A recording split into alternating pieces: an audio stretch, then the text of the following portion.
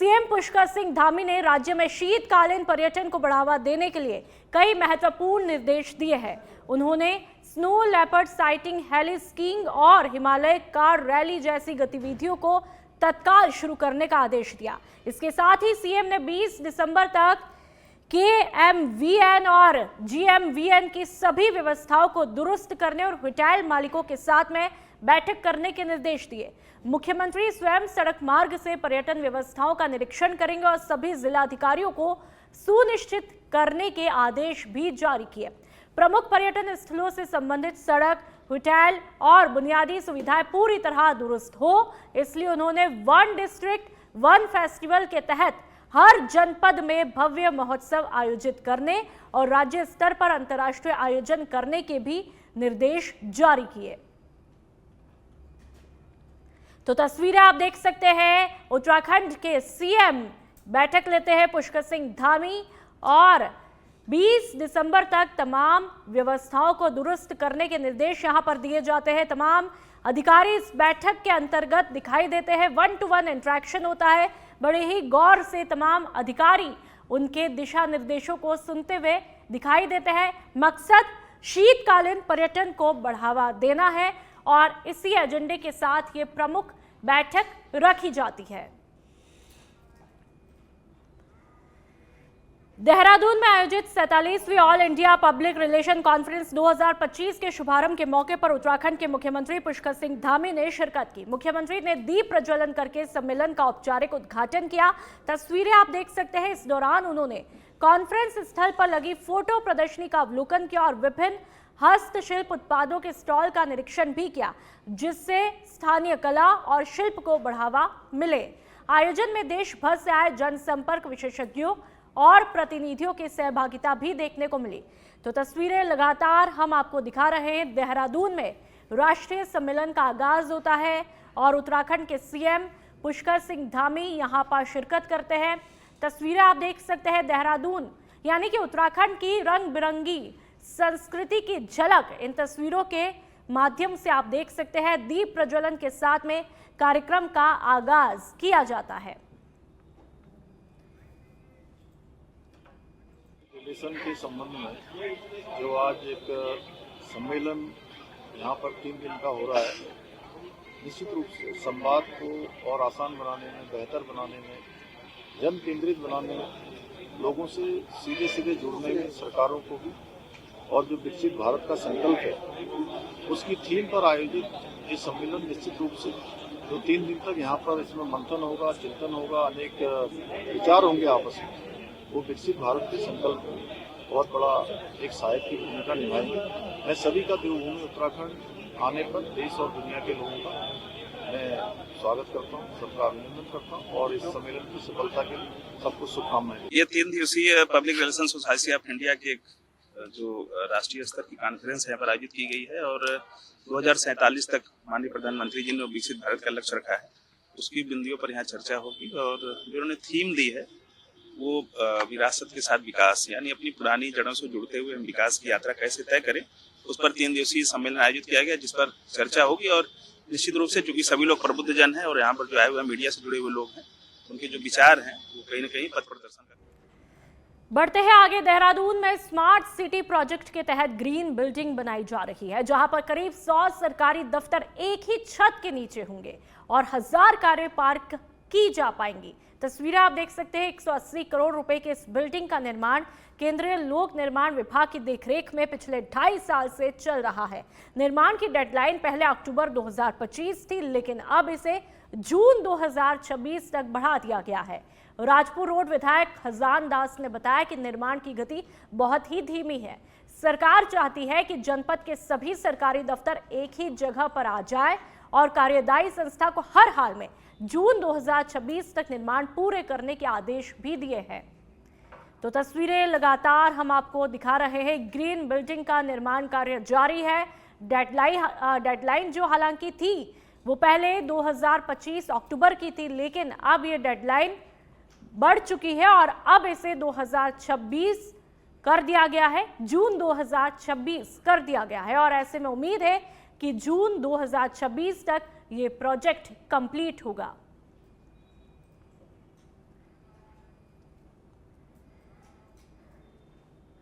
खटीमा में तुषार हत्याकांड के मुख्य आरोपी हाशिम को उधम सिंह नगर पुलिस ने मुठभेड़ के बाद में एनकाउंटर करके गिरफ्तार किया। पुलिस कार्रवाई में हाशिम के पैर में गोली लगी है। तस्वीरें आप देख लीजिए। जानकारी के मुताबिक हाशिम ने चाकू से तुषार पर हमला करके उसकी हत्या की थी और यह हत्याकांड में शामिल कुल 3 युवकों में मुख्य आरोपी था। आज सुबह सूचना मिली कि हाशिम क्षेत्र से भागने की फिराक में है। पुलिस टीम ने घेराबंदी करके उसे पकड़ने का प्रयास किया। खुद को घिरा देख आरोपी ने पुलिस पर फायरिंग की, जिस पर पुलिस ने आत्मरक्षा में जवाबी कार्रवाई की। फिलहाल हाशिम को उपचार के लिए अस्पताल में भर्ती करवाया है और इस मामले में 2 अन्य आरोपी, जिनमें एक का नाम गुलफाम है, अभी फरार है और पुलिस आरोपी की तलाश में लगातार दबिश दे रही है। तो तस्वीरें आपको दिखा रहे हैं यहां पर किस तरह से आरोपी के पैर में गोली लगी है। वजह, आरोपी अपने गुनाहों से बचने के लिए भागने की फिराक में था, लेकिन जब पुलिस उसका पीछा करती है तो वो खुद को बचाने के लिए पहले पुलिस पर फायरिंग करता है। बदले में फिर पुलिस ने जवाबी कार्रवाई की, जिसके चलते आरोपी के पैर में गोली लग जाती है और फिलहाल अभी उसका उपचार जारी है।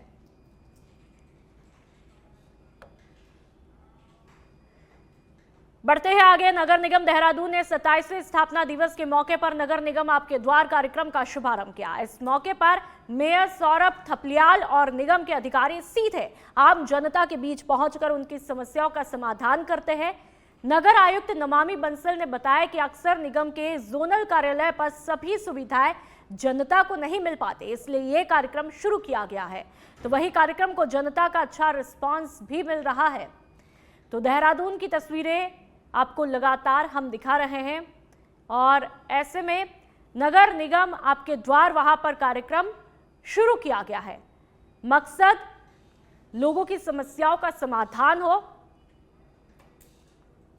नगर निगम का स्थापना दिवस मनाया गया इस सप्ताह। उसके साथ साथ ही विभिन्न जो हमारे जोनल कार्यालय हैं उनमें कैंप भी लगाए गए और निगम जनता के द्वार करके इसमें प्रयास ये किया गया कि जो निगम की समस्त सुविधाएं हैं, क्योंकि जोनल कार्यालयों में प्राय सारी फैसिलिटीज नहीं उपलब्ध होती हैं, इस बार सारी की सारी जो निगम के फंक्शंस हैं उन सभी की टीमें जोनल कार्यालयों में उपलब्ध कराई गई और जो व्यापक जन समस्याएं हैं प्रत्येक जोन की, जैसे कि कहीं पर बंदरों के संबंध में समस्या बताई गई, कहीं पर ड्रेनेज को लेकर के समस्या, जैसा कि अभी आपने भी मेंशन किया, तो इन सभी के व्यापक समाधान के लिए त्वरित स्पॉट निरीक्षण भी किए गए हैं और अब इन पे जल्द से जल्द समाधान निकालते हुए उन्हें सूचित भी किया।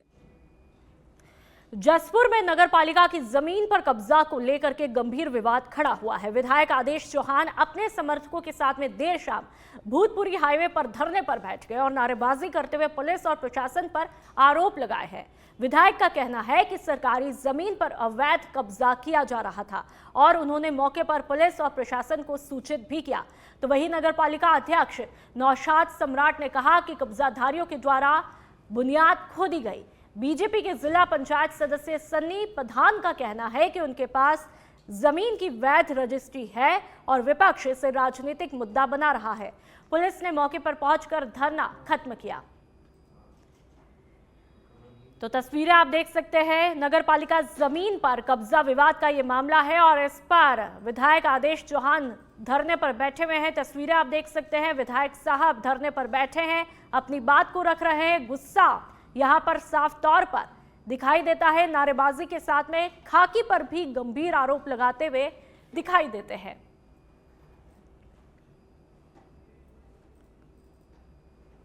एक कोई आदमी अपने को भूमाफिया कह लो या अपने को क्या कहता मुझे नहीं पता, उसने एक रजिस्ट्री करा ली उससे, जबकि रायस परिषद, हाई कोर्ट और ये निर्णय हो चुके हैं, एसडीएम महोदय का निर्णय हो चुका है कि जहाँ जगह चिन्हित वो बुनियाद होगा। प्रशासन नगर पालिका ने आगे वहाँ रुकवा दिया, रोक दिया और रात को आके चैलेंज करता है और आगे दोबारा से कब्जा करता है। ऊपर से फायरिंग करता है कि हमारे सभासद हैं कहाँ के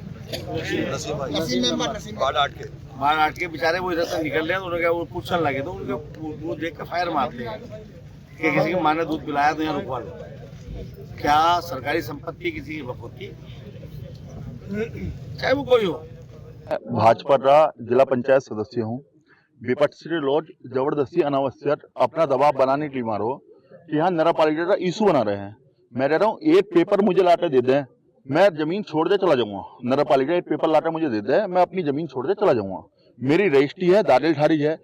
नगर पालिका की जमीन हो या किसी सरकारी जमीन हो, कभी दाखिल खारिज नहीं होता। मैं ऑन पेपर, ऑन मेरी रजिस्ट्री कहाँ है, मेरी ऑन रिकॉर्ड मैं आपको हर चीज दे सकता हूँ, दाखिल खारिज दे सकता हूँ। मार्च 2025 में मेरी दाखिल खारिज हुई है। जो नगर पालिका की जमीन है वो पंप से सटी हुई है बिल्कुल, वो उसमें दाखिल खारिज 10 से 15 साल से पहले नहीं हुआ आज तक। सुबह यहाँ पर बुनियाद खुद रही थी हमारी नगर पालिका की सरकारी जमीन में, तो हमें जब पता चला मौके पर आए, हमने अपनी जेबी से तो बुनियाद को बंद करा दिया। फिर इन्होंने शाम को अंधेरे समय फिर बुनियाद खोल दी और धमकी दी और कह रहे हैं मेंबरों को फोन करके कोई चेयरमैन और किसी मेंबर की मां ने दूध पिलाया तो आप आके रोक के दिखाओ हमें।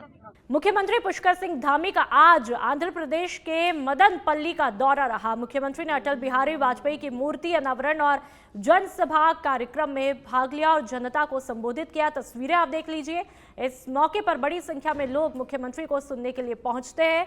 सीएम धामी ने जनसभा में विकास योजनाओं, सामाजिक जिम्मेदारियों और संस्कृति के महत्व पर खासा जोर दिया। कार्यक्रम का मुख्य आकर्षण अटल बिहारी वाजपेयी जी की मूर्ति का अनावरण रहा, जिसे स्थानीय लोगों ने उत्साहपूर्वक देखा। मुख्यमंत्री पुष्कर सिंह धामी ने मुख्यमंत्री ने उपस्थित जनता को प्रेरित करते हुए कहा कि ऐसे कार्यक्रम समाज और इतिहास के प्रति सम्मान को प्रदर्शित करते हैं। जनता ने भी कार्यक्रम में उत्साहपूर्वक भाग लेकर के इसे सफल बनाया। तो मदनपल्ली जाते हैं मुख्यमंत्री पुष्कर सिंह धामी। चौथी सबसे बड़ी अर्थव्यवस्था बन गया है और एक बड़ी आर्थिक शक्ति के रूप में आज दुनिया में अपना स्थान बना लिया है। ప్రతి రంగానికి ప్రతి వర్గానికి మేలు కలిగేలాగా తీసుకుంటున్న నిర్ణయాల కారణంగా ఇవాళ మన సంపద సృష్టించబడి ప్రపంచంలోనే అతి పెద్ద ఆర్థిక వ్యవస్థగా భారతదేశం రూపుదిద్దుకుంది। साथ ही भारत विश्व का सबसे मनपसंद मैन्युफैक्चरिंग हब बनने की ओर भी आगे बढ़ रहा है। एप्पल, अमेजन, माइक्रोसॉफ्ट जैसी बड़ी एमएनसी कंपनियां भारत में अपनी यूनिट्स खोल रही हैं। ఇవాళ కేంద్ర ప్రభుత్వం నరేంద్ర మోడీ గారి నాయకత్వంలో తీసుకున్న నిర్ణయాల కారణంగా తయారీ రంగంలో కూడా భారతదేశం చాలా ముందుకు నడుస్తుంది। దాని కారణంగానే యాపిల్ గానీ, అమెజాన్ గానీ లేదా మైక్రోసాఫ్ట్ లాంటి దిగ్గజ సంస్థలు భారతదేశంలో వారి కార్యకలాపాలను మొదలుపెట్టాయి। आज अमेरिका और यूरोप के लोग भी ये देखकर अचंभित हैं, सरप्राइज हैं कि भारत में एक सब्जी की छोटी सी दुकान करने वाली महिला भी यूपीआई के जरिए मोबाइल से पेमेंट का लेन देन कर रही है। ఇవాళ అమెరికా, యూరోప్ లాంటి అభివృద్ధి చెందిన దేశాలు కూడా భారత్ ను చూసి ఆశ్చర్యపోతున్నాయి। కారణం ఏంటయ్యా అంటే ఇవాళ చిన్న అంగడి పెట్టుకున్న ఒక ఆవిడ కూడా యూపీఐ ద్వారా ఇవాళ లావాదేవీలు, ఆర్థిక లావాదేవీలు నడుపుతుంటే ఇంత పెద్ద దేశంలో ఇటువంటి విప్లవం ఏంటా అని ఇతర దేశాలు ఆశ్చర్యపోతున్నాయి। आज आदरणीय प्रधानमंत्री श्री नरेंद्र मोदी जी के नेतृत्व में चंद्रयान 3, आदित्य एल 1, गगनयान जैसे महत्वपूर्ण अंतरिक्ष अभियानों में जो भारत ने सफलता। बढ़ते हैं आगे। मुख्यमंत्री पुष्कर सिंह धामी आज विकास नगर के दौरे पर पहुंचे, जहां पर उन्होंने उत्तराखंड के एरोमा सेक्टर के लिए महत्वपूर्ण कार्यक्रमों का अनावरण किया। इस मौके पर मुख्यमंत्री ने सगंध पौधा केंद्र सेलाकुई में उत्तराखंड महक क्रांति नीति 2026-36 को आधिकारिक रूप से लॉन्च किया। इस नीति के माध्यम से राज्य में सुगंधित और औषधीय पौधों की खेती और उद्योग को बढ़ावा मिलेगा। मुख्यमंत्री ने अरोमा उद्योग के बुनियादी ढांचे को मजबूत करने के लिए 5 नए सैटेलाइट सेंटर और एक उन्नत AMS C14 प्रयोगशाला का शिलान्यास किया। विकास नगर के भाऊवाला में तैयार सैटेलाइट सेंटर का डिजिटल माध्यम से लोकार्पण भी किया गया। साथ ही कैंपा और डाबर जैसी कंपनियों के साथ में एरोमा सेक्टर में MOU साइन हुए, जिससे निवेश और क्षेत्रीय विस्तार को बढ़ावा मिलेगा। तस्वीरें आप खुद देख लीजिए। इसकी शुरुआत हुई है, निश्चित रूप से इससे जो है हमारे किसानों को बहुत बड़ी संख्या में उनको सीधे सीधे लाभ होगा। वो इस सगंध खेती से जुड़ेंगे और आज जो संख्या हमारी 20-25 हजार है, वो आने वाले समय में हमने जो लक्ष्य रखा है कि लगभग 1 लाख किसान इस सघन खेती से जुड़े, और जो आज हमारा इसका टर्नओवर है वो लगभग 1000 करोड़ के आसपास का है। इस टर्नओवर को भी हम 10-12 गुना यानी कि 12-13 हजार तक ले जाने का लक्ष्य रखा है। निश्चित रूप से सघन के क्षेत्र में हमारे यहाँ पर बहुत अपार संभावनाएं हैं, क्योंकि यहाँ पर अनेक प्रकार की खेतियाँ होती हैं, वनस्पतियाँ होती हैं, जिनका उपयोग सघन के क्षेत्र में होता है और उनका उत्पादन होगा। तो सघन के क्षेत्र में भी हम पूरे देश के लिए एक उदाहरण हमारा राज्य इस क्षेत्र में बनेगा, और इससे हमारे किसानों को भी भरपूर लाभ भी होगा, उनकी आय भी बढ़ेगी और विकास भी होगा, तेजी से रोजगार भी बढ़ेगा। राजधानी देहरादून में मुख्यमंत्री पुष्कर सिंह धामी की घोषणाओं पर हुई लापरवाही के बाद में जिलाधिकारी सविन बंसल ने कलेक्ट्रेट में विभागवार समीक्षा बैठक आयोजित की। इस बैठक में डीएम ने सभी विभागों से घोषणाओं पर किए गए कार्यों की प्रगति का ब्यौरा लिया और लंबित मामलों को निर्धारित समय सीमा के भीतर पूरा करने के निर्देश दिए। जिलाधिकारी ने अधिकारियों को साफ किया कि मुख्यमंत्री की घोषणाएं प्राथमिकता वाले कार्य है, इसलिए किसी भी लेवल पर लापरवाही बर्दाश्त नहीं की जाएगी। बैठक में धीमी गति से चल रहे कार्यों पर नाराजगी जताई और संबंधित अधिकारियों को तत्काल सुधार करने के कड़े निर्देश दिए गए। अधिकारी अब अपनी रिपोर्ट समय पर प्रस्तुत करने के लिए जिम्मेदार होंगे। कुछ सिस्टमिक डेफिशिएंसीज भी हैं और कुछ लैक ऑफ कोऑर्डिनेशन है अमंग डिपार्टमेंट्स, और डेफिनेटली कुछ जगह पर लापरवाही भी है। तो इसका रिव्यू हम लगातार रेगुलरली लेते हैं, इसीलिए कि कोई भी इश्यूज हैं तो वो सॉर्ट आउट हो जाए, और जहाँ पे जो डिपार्टमेंट सीरियसली नहीं ले रहे हैं सीएम घोषणाओं को, तो उनके ऊपर कार्रवाई या तो हम करें या फिर उनके कंसर्न्ड विभागों को प्रस्तावित करें। बढ़ते हैं आगे। सहसपुर विधानसभा के उम्मीदपुर गांव में सुरक्षा और निगरानी को और सख्त किया गया है। ग्रामीणों की लगातार मांग और जिला पंचायत की पहल पर थाना बसंत विहार पुलिस के लिए एक अस्थायी चेकपोस्ट का निर्माण कराया गया। थाना प्रभारी अशोक राठौड़ और उनकी टीम ने मौके पर पहुंचकर रिबन काट करके चेकपोस्ट का उद्घाटन किया। तस्वीरें आप देख लीजिए। कार्यक्रम में बड़ी संख्या में ग्रामीण और जिला पंचायत सदस्य खुशबू गुरुंग मौजूद रही। उन्होंने पुलिस और जिला पंचायत प्रशासन का आभार जताया और कहा कि इससे क्षेत्र में यातायात नियंत्रण के साथ ही अपराधों पर भी अंकुश लगेगा। थाना प्रभारी राठौड़ ने बताया कि ये चेक पोस्ट क्षेत्र की सुरक्षा को मजबूत करेगा और आम जनता को सुरक्षित माहौल प्रदान करने में मदद भी करेगा।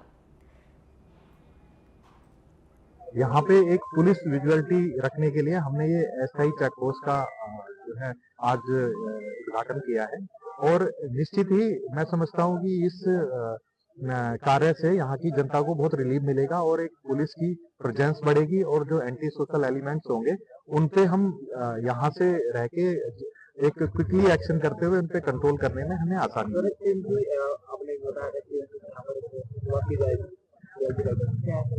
देखिए, ये हमारी उत्तराखंड पुलिस का बहुत पहले से ही, उत्तराखंड पुलिस बनी तब से कॉन्सेप्ट चल रहा था कि CLV यानी कम्युनिटी पुलिसिंग जो है सब में होना चाहिए, इसका कॉन्सेप्ट है। तो इसको देखते हुए, क्योंकि अभी हम लोग अभी हैं CLG मेंबर्स, लेकिन अभी थोड़ा सा ये ब्रेक हो रखा है, देहात क्षेत्र में कुछ ऐसे अभी नहीं बने हैं, तो हम लोग इस पे भी हमारे जो DG सर हैं और SSP सर हैं उनके निर्देशानुसार हम इस पे कार्य अब प्रारंभ करेंगे। वैसे तो बने हुए हैं।